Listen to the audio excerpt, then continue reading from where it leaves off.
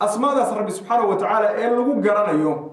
waxa weeye waa kuwii rabbi subxaanahu wa tacaala naftiisa uu u doortay una sugay wey saas darteed markuu naftiisa u doortay oo u sugay annaga waxaa nasaaran keliya waxa rabbi naftiisa uu nooga sheegay inaan annaga ku sheegno una ogolan ayib yaa uga dambeeyey nebi maxamed salawaatullahi wasalaamu calayhi baa isagana u sugay saas daraaddeed wixii isagana uu sugay nebi maxamedna uu ka daba sugay salawaatullahi wasalaamu calayhi waa inaan rabbi subxaanahu wa tacaala annana u sugnaa lama helayso ma aha waxaa dhacaya waciid adag baa lagu jiraa ina aladiina yulxiduuna fii aayaatina laa yakfawna calayna kuwa aayaadka yaga ilxaadka ku samaynaya ee leexinaya nagama qarsoonu yihi rabbi subxaanahu wa tacaala markaasaa mathal aada iyo aada u qaab daran baa loo keenay afaman yulqaa fi nnaari khayr ama ya'tii aamina ma waxaa mid waxa weeye naar lagu xooray baa wuxuu la mid yahay mid isagoo ammaan ah oo aan dhibaato ka cabsoonaynin aakhir imanayo miyuu la mid yahay maya jawaabtum waxa weeye isheeg ma sinna ma ay sinna alla marka muxuu leeyahay imcaluu maa shi'tum innahu bimaa tacmaluuna basiir waxaad doontaan ku kac waxaad doontaana sameeya kuna hadla alla subxana wa tacala mid idin daalacnayo asmaadaas rabbi marka haddii loo qiri waayo oo sida rabbi uu isugu ogolaaday si aan ahayn laga dhigo wacid adag baa lagu jira aayaddii kaloo tilmaamaysa oo naska ku ahayd asmaa lxusnana maxay ahayd walilahi alasmaa lxusna fadcuuhu biha wadaru aladiina yulxiduuna fi asmaa'i yani alla subxaana wa tacala waxa uu leeyahay asmaa wanaagooda uu tirada ka batay wanaagooda uu batay oo xad aanu lahayn ee ku barya ku caabuda rabbi subxana wa tacala asmaada iyaga oo waxaad isaga tagtaan kuwa asmaadiisa rabbi subxaana wa tacala leexinayo maxaa dhacay sayujzawna maa kaanuu yacmaluun waxa weeye laga abaalmarin doonaa waxay camal samayn jireen xadiidka nabiguna watuha salawatullahi wasalaamu calayhi ina lilahi 99 isma man axsaha dakhala aljanna wuxuu yidhi yani alla subxaana wa tacaala waxa uu leeyahay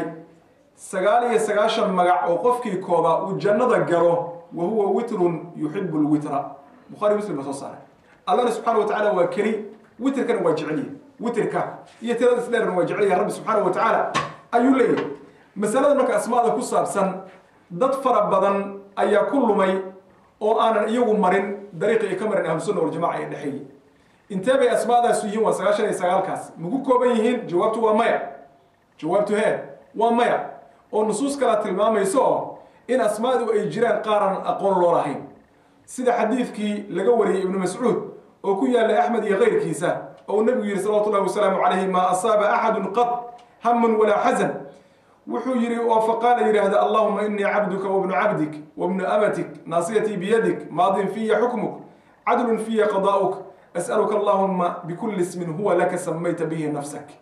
aw anzaltahu fi kitaabik aw callamtahu axada min khalqik aw ista'harta bihi fi cilmi alghaybi cindak yacni ma jira buu yidhi qof hami iyo murugo ay taabanayso oo ay ku dhacayso oo markaa ducada tan akhriyo ilaa haddii uu jiro ilaahi subxaana wa tacala hamiga iyo murugada waa ka saaraa bedelkoodina farxad buu ugu bedelaa wey xadiidka gaayadiisa iyo gabagabadiisa oo ninkii saxaabiga wuxuu yidhi yaa rasuul allah afalaa natacallamaha miyaanan baranaynin wuxuu yidhi balaa yanbagii likulli man samicaha an yatacallama waxaa habboon buu yidhi cid walba oo maqasho inay barato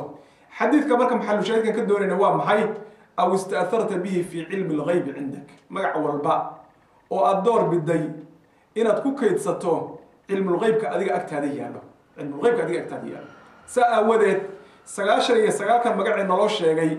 waa in ka mid a inta ilaahay subxaana wa tacaala lagu yaqaanay ee loogu yeero moogiye ma ahan magacyadiisii magacyo ay xasri ku yihiin oo ku kooban yihiin maaha ayib magacyadaas marka ma yihiin kuwa aynu aragnay derbiyada inta badan ku dhegan sida saxiixa ee sawaabka ah waxay tahay inaysan ahayn maxaa yeelay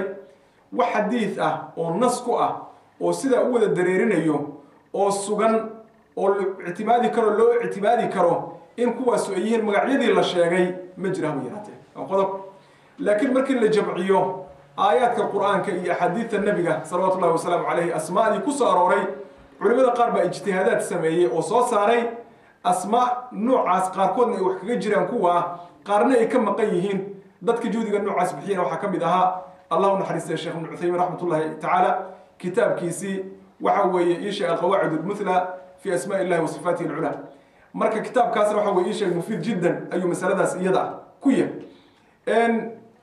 waxaa jira asmaada ilaahay oo ka mid ah asmaa aanan iskeed yacni loogu maxaa la yidhahdaa rabbi itlaaqi karin subxaanahu wa tacaala oo waxa weeye keligeed iyadoon muqaabil wadanin aan keligeed lagu maxaa la yidhahda isha carabaabi karin maxaa ka mid ah almucti almaanic yani inta lasoo baxo lama dhihi karo almaanic lama dhihi karo aldaaru الnaafic alqaabidu اlbaasit almucizu اlmudil alkhaafidu الraafic yani allah subxaanahu wa tacaala waxa weeye almaanic الdaar alqaabid almudil alkhaafid waxaas keligood iyagoo ah waxa weeye laguma carifi karo maxaa yeelay inuu rabbi subxaanahu wa tacaala qaabid yahay ayadoo waxa weeye yacni aanan lahaynin kii muqaabilka u ahaayee baasidka ahaa amaba uu mudil yahay iyadoonan qaabilkiisi lahaynin oo muciziga ahaa amaba se khaafid uu yahay isagoo aanan lahaynin yani kii muqaabilka u ahaaye waxa weeye isha raafica ahaa waxay tilmaamaysaa nuqsaan bay tilmaamaysaa saas daraaddeed baa iyadana waxaan la dhihi karin iyadoo aanan magacyaashaas magacyada kasoo horjeeda aan lala sheegaynin saas si lamid ah waxyiga soo aroorayna saasoo kale ma aanu sheegin oo arki maysid magacyadaas oo si gaara marna loo xusay oo ilaahay subxaanahu wa tacaala almudille iyo la yiri waad garatay soo ma laakiin waxaad arkaysaa kulligood ayagoo isku muqaanamaysan saas si lamid ah magacyada muntaqim iyo kumaanay soo aroorin qur-aanka ilaa iyagoo ku jiro wata waxa weeye isha sifo kale ma ogiye in allaha casiizun du intiqaam ina min almujrimiina muntaqimuun yani waa maxay mujrimiin markii la sheegay in laga argoosto waxa weeye ii sheeg waa bannaan tahay oo ilaahay subxaanahu wa tacaala si mudan oo abaalkooda oo cadaalad ay ku jirto ayuu la dhaqmayaa sidaa aawadeed inaad ka hormariso cidda mutaysatay falkan ma ogiye waxa weeye keligiis intaad usoo baxdood qaadato kuma sifayn kartid rabbi subxaanahu wa tacaala ugumana yeeri kartid maxaa dhacay kuma soo arorin qaabka iyada waxaa kale oo qur-aanka kusoo arortay afcaasha noocaas ah oo rabbi subxaanahu wa tacaala afcaal naftiisa uu waxa weeye ku itlaaqay oo uu ku sheegay ah asmaa inta laga soo waxa weeye ishtiqaaqo rabbi subxaanahu wa tacala looguma yeeri karo sida maalan ilahi wuxuu yidhi ina almunaafiqiina yuqaadicuuna allaha wahuwa khaadicuhum waxaa kaloo rabbi uu yidhi wamakaru llaha wamakara allah يعني waa maxay makri bay sameeyeen ilaahina makri buu ku sameeyey nasu llaha fanasiyahum وإذا خلوا إلى شياطينهم قالوا إنا معكم إنما نحن مستهزئون الله يستهزئ به arrimaha noocaas ah intuu qofku iska soo boodo ma dhihi karo allahu yastahzi'u wa yukhaadicu wa yamkuru wa mustahzi'un iyo wixii la mid ah maxaa dhacay arrimaha noocaas ah iskood uma ahan asmaa xusna laakiin waxa wanaagooda u imaanayaa markii muqaabilkooda meesha uu yaallo si ahaanna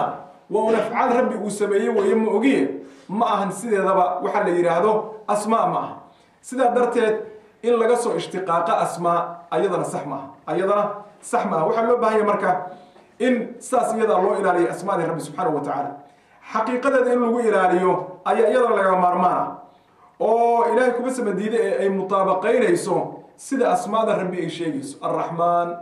alraxiim yani allah subxaanahu wa tacaala alraxmaan marka la leeyahay duraxmati lwaasica waa allihii naxariista waxa weeye waasica saaxibka ahaa alraxiim marka la leeyahay duraxmati lwaasila naxariistii waxa weeye gaaraysa ciddii gaarka hiduu la doonay allihii ku sifaysnaa wey laakiin sida ashaacirada oo kale in la yidhaahdo haddii rabbi subxaanahu wa tacaala raxmad loo sugo waxaan ku sifaynaynaa oon ku shabahaynaa makhluuqiisa waayo raxmadda qofka markay ka imaanayso waxay ka timaadaa inkisaarulqalbi inuu ku dhaco oo xoogay u qalbi jabo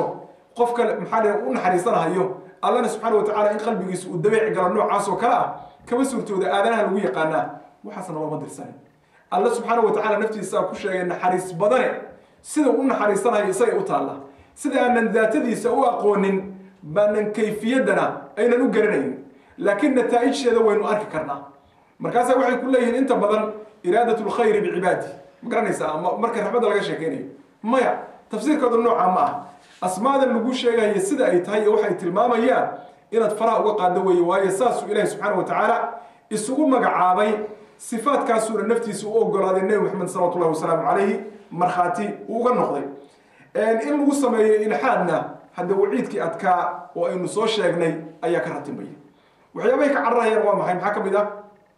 waxay ka cararahayaan waxyaabo falsafaad oo iyagu ay samaysteen bay doonayaan inay ka ratibaan caqaa'id ay ka ratibaan oo maxay leeyihiin asmaadaas waa xawaadith ilaahina subxaanahu wa tacaala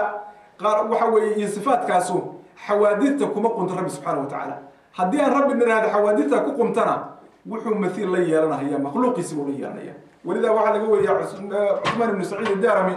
inuu yidhi niqmatullahi calaa bishri lmuriisi ilaahay subxaanahu wa tacaala halakooyinkiisa iyo masaa'ibtiisa bishri lmuriisi dushaa ka saaro waa ninkii muctasili ilaahay macruufka ah iyo wuxuu yidhi wadawihi asxaabtiisiiba intii waxa weeye la jirtay ee isku maxaan ku dhahay jaalka ahayd maruu ka hadlahayay aliimaanu biismaa illahi tacaala wa annaha gayr makhluuqa iyo inaysan asmaada ilahay aan la abuurin muxuu yidhi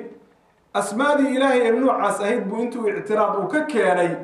ba isagiiyo kii xigay ee maxaan ku dhahay isku midhabta ahayn ibnu thalji la dhihi jiray waxay yidhaahdeen buu yidhi asmaada ilaahay waxa weeye waa in la ta'wiiliyaa oo waxay dhaheen asmaada alle iyo alle subxaanahu wa tacaala laba shay oo aanan islahayn weeyaan oo asmaada ilaahay waa wax la soo caariyeystay oo weliba la abuuray oo makhluuq ah asmaada ilaahay waa wax la soo caariyeystay oo makhluuq ah oo waxa ay sheegayaan waxa weeye dhagaha kugu xanuunaya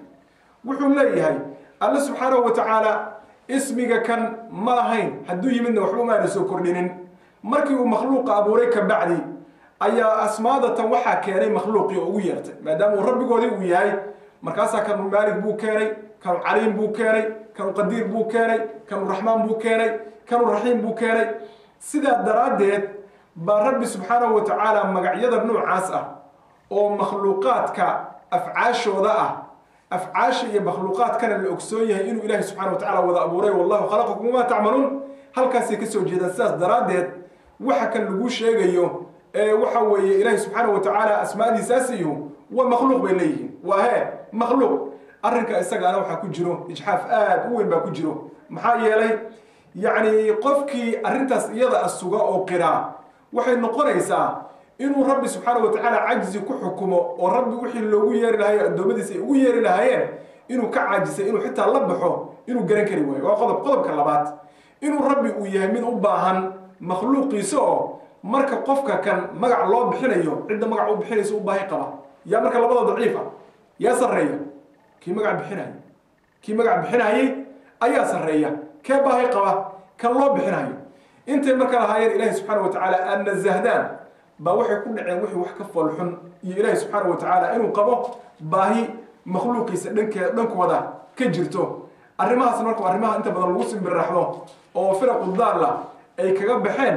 waxa weeye madhabkii ahlusunna waljamaca ilahina wuxuu leeyahy wadaru aladiina yulxiduuna fii asmaa'i ka taga kuwa ilxaadka ku samaynayo alla asmaadiis ilxaadkaas marka muxuu noqon karaa